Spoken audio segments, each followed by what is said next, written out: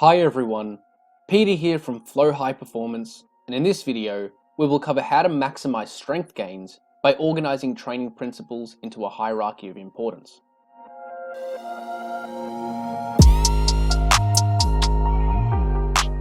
First, let's establish what this hierarchy is and why training is organized into this structure. This hierarchy suggests that certain principles are more important than others for strength adaptations. This means that we need to ensure that the most important variables are taken care of first before worrying about the following variables. As we can see in this pyramid, we have 5 primary principles that are important to consider when training for maximal strength. The factors at the bottom of the pyramid are more important to consider than those at the top. So the most attention should be placed on ensuring the first few factors are implemented well. Our 5 principles are specificity, progressive overload, neural efficiency in muscle growth, load management, and periodization. Let's now cover each of these principles and how they can best be applied to maximize strength. The first and most important principle for strength training is specificity. Specificity refers to how similar an exercise is to the exercise we are trying to improve. For example, if we want to get stronger at the back squat for a 1 rep max, then performing the back squat with maximal loads for 1 rep is the most specific form of training we can perform. This is the most important training variable because our entire training program should revolve around aiming to improve this specific lift, with a specific range of motion and the specific number of reps. We could perform all the other principles well, but if we apply all the principles for endurance cycling, not squatting, then we aren't going to improve maximal strength.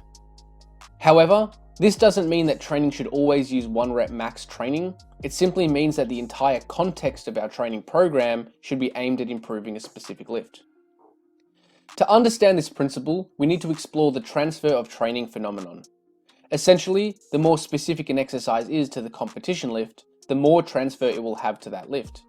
For example, if we improve our back squat 10 rep max by 5%, then our 8 rep max is probably improved too by around 4%, because it is a very similar exercise and it will almost have full transfer. Our 5 rep max may also have improved by around 3% or so because it is a similar exercise but not the most specific. In terms of transfer to 1 rep max performance, we may not even have any transfer initially because we haven't practiced lifting with heavy loads. We've only trained with higher rep ranges. When heavier loads are lifted later in the cycle, then we may improve our 1RM when we cover the periodization principle. So the bottom line is, training must be specific from a holistic standpoint to improve a particular lift. The next principle in the hierarchy is progressive overload. Progressive overload refers to making training harder over time. For strength training, this means lifting more weight in the particular exercise over time. However, progressive overload doesn't necessarily need to be directly applied to a program. Rather, progressive overload should occur naturally as a result of effective training. So progressive overload should be seen as a result of getting stronger rather than the factor that causes strength gains. So how can progressive overload be implemented practically? There are many different ways to implement progressive overload, but let's use one example of how training can become harder over time without necessarily forcing overload to occur. Let's say an athlete performs 3 sets of the back squat using 120 kilos and performs as many reps as possible with each set. Over a 4-week mesocycle, the trainee will probably see some improvements in rep performance. Let's say they perform the following reps each week. As we can see here, the number of reps performed over the 3 sets slowly increases over the mesocycle. So as the athlete gets stronger, the reps performed increase as a result. Now we are getting to the more nuanced factors for strength training. Now that we understand training must be specific to the goal and training must get harder over time, we can now start to delve into what factors contribute to the expression of strength. There are 2 primary adaptations that occur which enhance our strength. These are improvements in neural efficiency and increases in muscle size.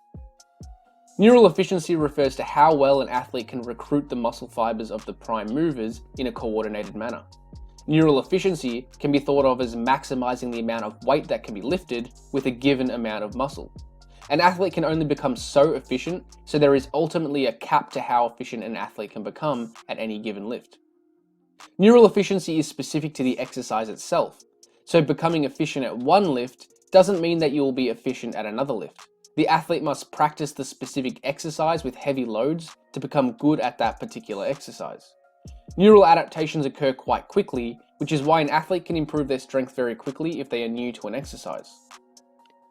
So once neural adaptations are maximized, how do we get stronger from there? Well, the answer is increasing muscle size. If an athlete can increase the size of the muscles which contribute to the lift, then they have more total amount of tissue which can contribute to force production. So more muscle means that the nervous system has more muscle tissue to become efficient with. Muscle growth is best achieved using slightly higher rep ranges with higher volumes. These adaptations take a much longer time to occur than neural adaptations, but can be continued for years and years. The next principle on the strength training hierarchy is load management. Load management refers to how much total amount of training is performed over a week. Every athlete has a limit to how much training can be performed before they break down. There is also a minimum amount required to see improvements in performance. These values change over time based on training experience, strength levels, and external stresses. If we look at this graph here, we can see that there are two thresholds in dotted lines. The first threshold is the amount of training required to see improvements in performance.